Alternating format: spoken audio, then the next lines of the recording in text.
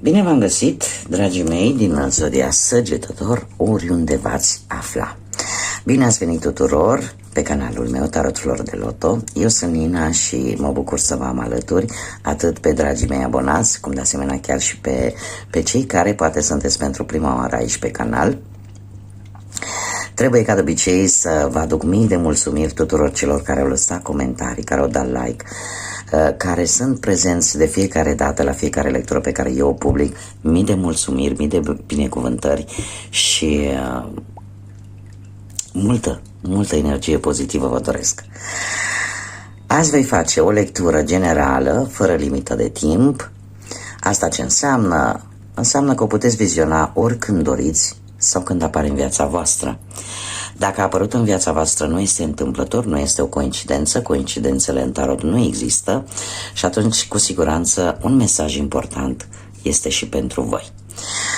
Chiar dacă se întâmplă, poate să nu rezonați cu această lectură, nu face absolut nimic. Trebuie să știți, dragii mei, că sunteți stăpânii propriei voastre vieți și voi vă construiți propriul vostru viitor.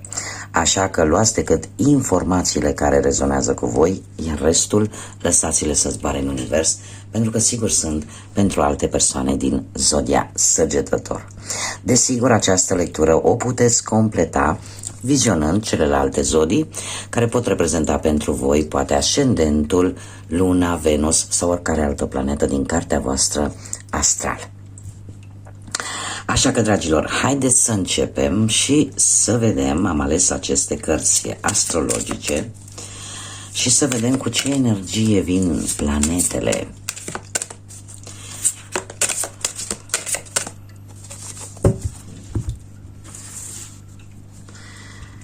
Să vedem, și avem pe Uranus. Voi pune 3 cărți. Sunt foarte mari.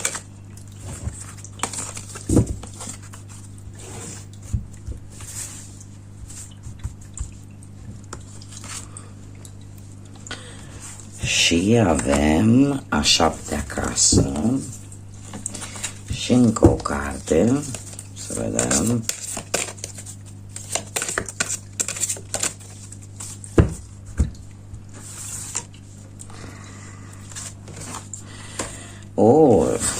Un semn de foc la fel ca și voi.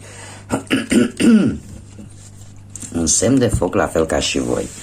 Haideți, dragilor, să vedem. Avem pe Uranus. Uranus care ne vorbește de a fi rebel, de a avea un comportament, cum să spun eu, mai revoluționar. Am cer scuze.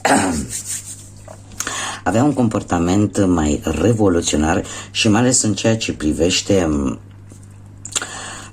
atitudinea ta față de colegii de muncă sau de relație sau de afaceri sau chiar în familie. De ce avem casa 7 care ne poate vorbi de relații, de inamici chiar, inamicii pe care îi știți, dușmanii pe care deja îi știți, sunt declarați, sau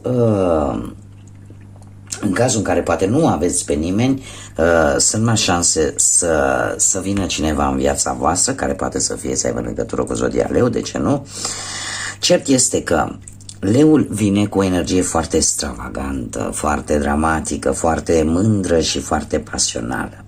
Cumva sunteți tentați să vă centrați mai mult în a avea mai multă încredere în voi, în ceea ce privește relațiile voastre cu ceilalți, chiar și cu dușmanii. Sunteți un pic mai,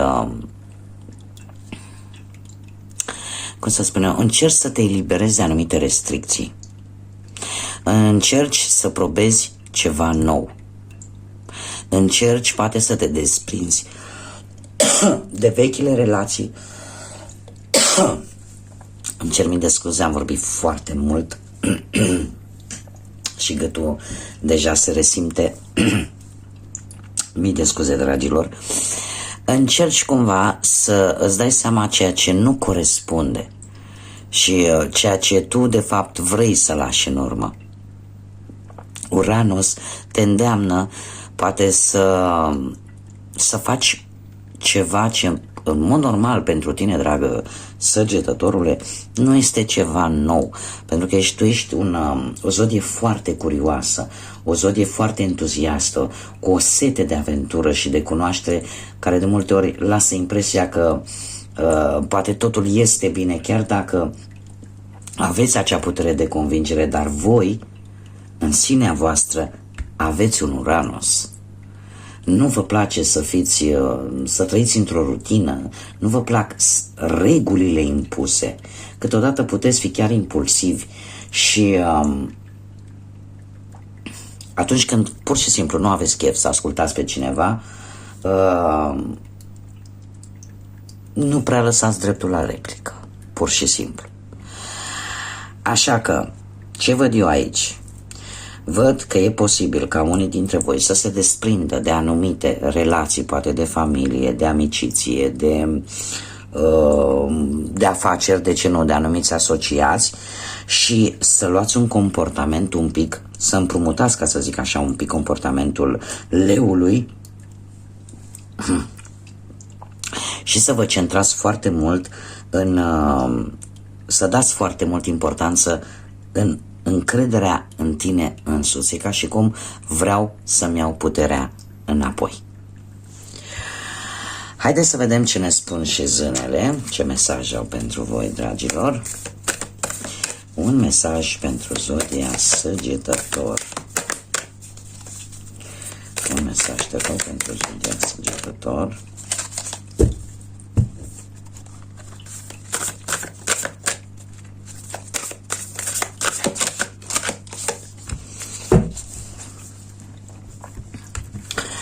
Și avem copilul lunii, numărul 36, prin reducere avem un număr 9, un număr spiritual care ne vorbește de o realizare, ne vorbește de responsabilitate, pentru că și zodia leu dă dovadă de generozitate, dar în același timp sunt totuși au o caracteristică de a fi și responsabil. Ne vorbește de a recolta ceea ce tu ai semănat, de a fructifica un plan, ceva la care tu ai muncit și apare acea necesitate de a închide odată pentru totdeauna capitole, etape din viața voastră și în felul ăsta să fiți cu totul pregătiți pentru noi etape care vin în viața voastră. Ce ne spune acest copil al lunii? Ne vorbește despre iertare și ne vorbește despre o transcendență a mândriei voastre. Tocmai de aceea apare și zodia leu aici, care este orgoliul întruchipat, mândria întruchipată și cumva treceți printr-o transformare a mândriei voastre. Cumva, exact cum am mai spus, încercați să vă luați puterea înapoi, să nu vă mai simțiți încorsetați de anumite situații, de anumite reguli care poate vi s-au impus. Bun, haideți să vedem ce ne spune și tarotul, dragilor. Ce energii, ce mesaje vin pentru dragii mei din Săgetător în următoarea perioadă de când voi urmăriți această lectură. Haideți să vedem.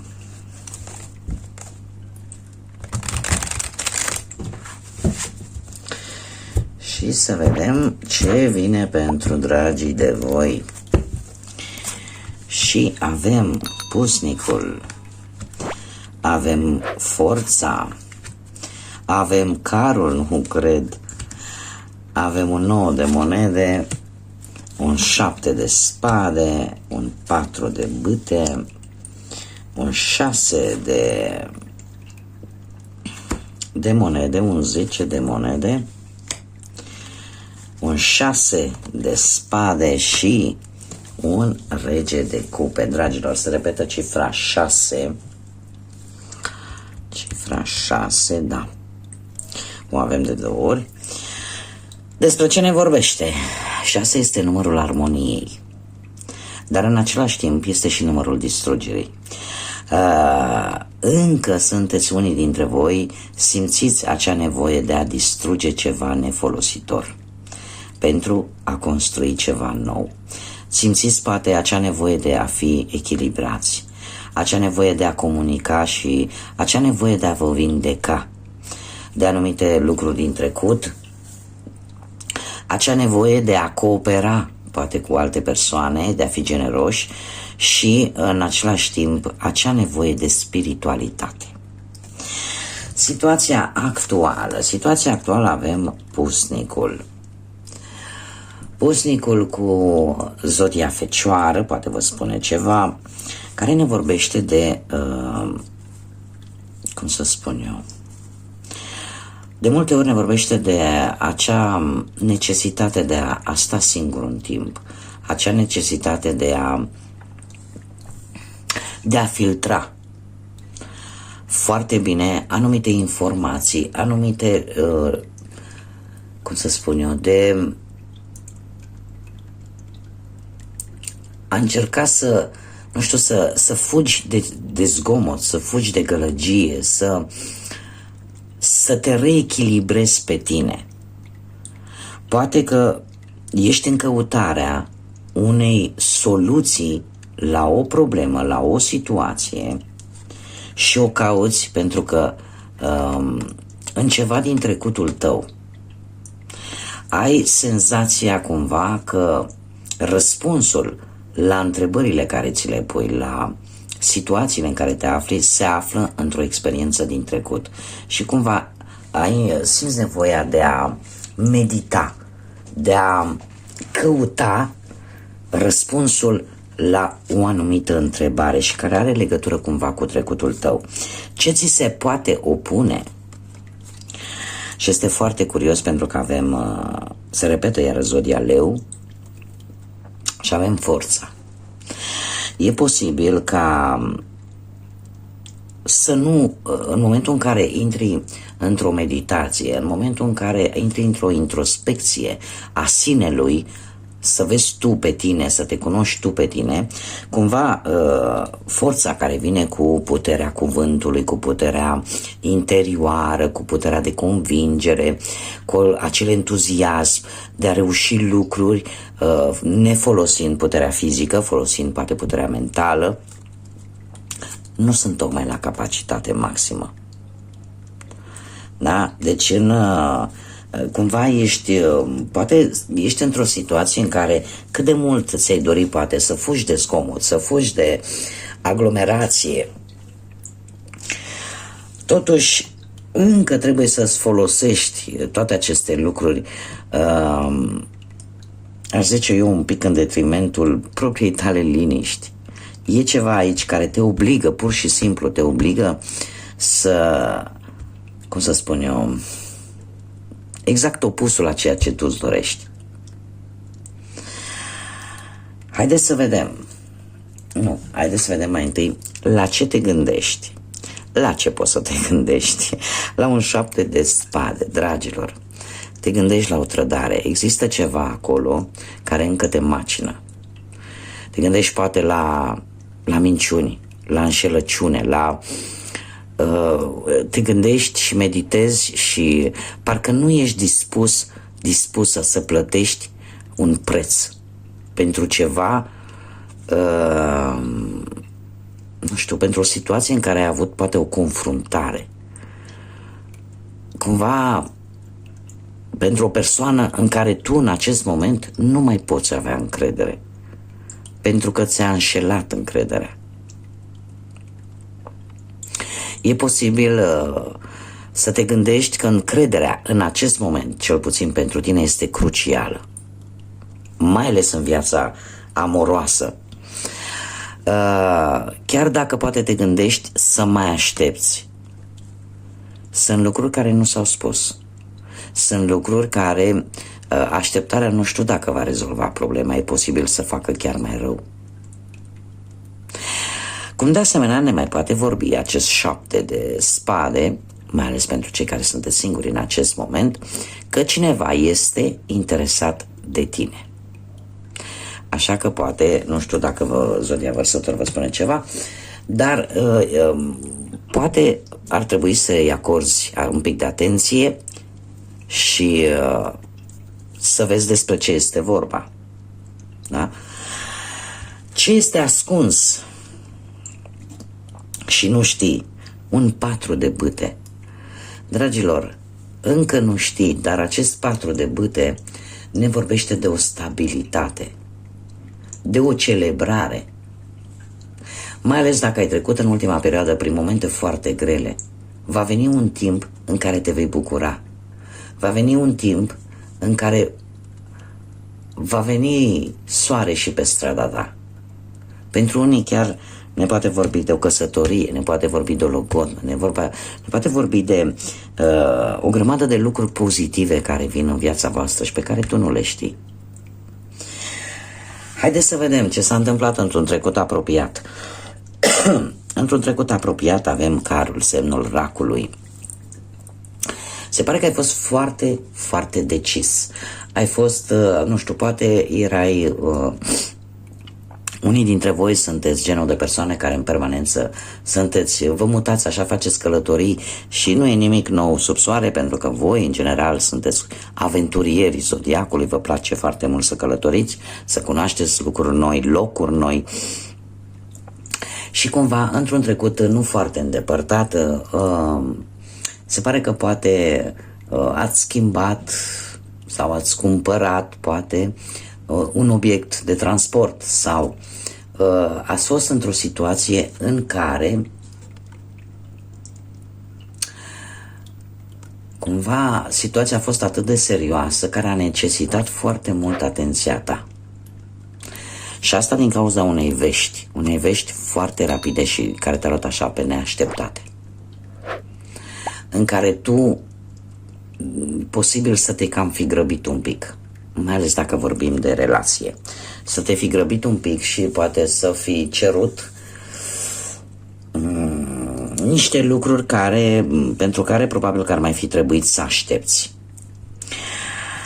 Ce vine viitorul apropiat? Vine cu 9 de monede, dragilor. Realizări la nivel personal. 9 de monede ne vorbește de echilibru, atât în exterior cât și în interior. Vei fi mult mai sigur pe tine, te vei bucura de propria ta reușită. Totul va merge bine. Cumva vorbim poate de înțelegeri, de călătorii, de iubire. Chiar dacă în acest moment e posibil să nu fie bine sau lucrurile să nu fie așa de roz, sunt mari șanse ca pe viitor să te gândești la o schimbare. Și eu aș spune că apare, mai ales pentru cei care sunteți interesați mai mult de viața asta sentimentală, e posibil să apară o dragoste foarte intensă, dar cel mai mult eu pot să vă spun, voi veți avea un succes la nivel personal care vă va aduce foarte multă stabilitate. Haideți să vedem mai departe. Cum vezi tu situația? Cum acționezi? Cum vei acționa? Cu un 6 de monede vei fi foarte generoasă. 6 de monede, după cum bine am văzut, dacă s-a repetat cifra 6, ne vorbește de mult echilibru, de multă armonie și de multă stabilitate, mai ales din punct de vedere material. Vei fi în situația în care ori oferi ajutorul cuiva, ori primești ajutorul cuiva. Cert este că cu acest 10 de monede ne vorbește de o realizare foarte bună la nivel material și care are legătură cu familia. Da? Care are legătură cu familia. Ce pot să vă spun cu acest 6 de spade de data aceasta, că avem un 6 de monede și un 6 de spade, că vei pleca într-o călătorie totuși. Vei avea realizarea asta care e posibil să te ajute pe tine, ori să pleci într-o călătorie și în felul ăsta să încerci să lași tot ce este negru, tot ce este negativ în viața ta, să lași în urmă și să-ți deschizi un nou drum cu acest 6 de spade. Posibil să treci printr-o tranziție destul de dură, dar schimbarea, desigur, va cere timp, va cere acomodare, da? E posibil să faceți o călătorie poate pe apă sau poate în interes de muncă sau pur și simplu schimbați rezidența. Încercați, unii dintre voi e posibil, chiar dacă au o situație materială bună, totuși pe partea asta amoroasă să nu stea foarte bine și atunci cumva încercați să lăsați o tristețe, acea tristețe de separare să o lăsați în urmă și în felul ăsta să începeți în altă parte, să încercați ceva nou. Alții, după ce vor avea această realizare, e posibil să facă o călătorie pentru a reînvia o relație sau pentru o dragoste pe care e posibil să o aveți la distanță. Și ce să vezi? Apare încă o dată zodia Vărsător. Este cineva cu care voi se pare că ați comunicat.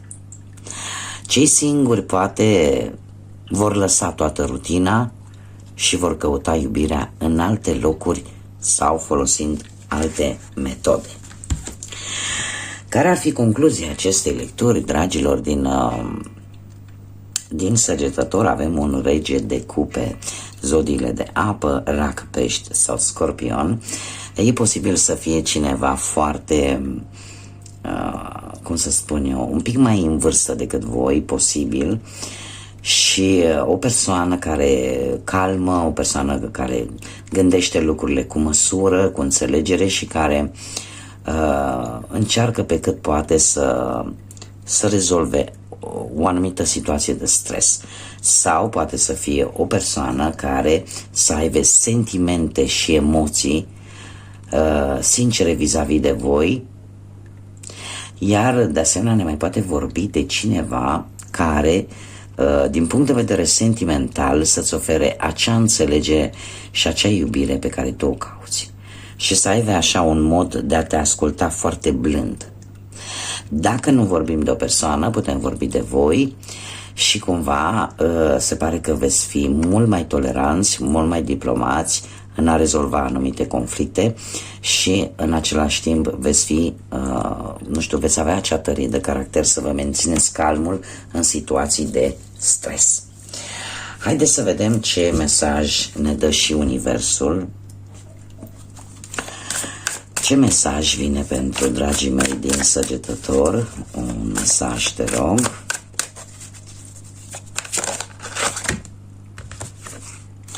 Chiar două. Haideți să vedem primul mesaj.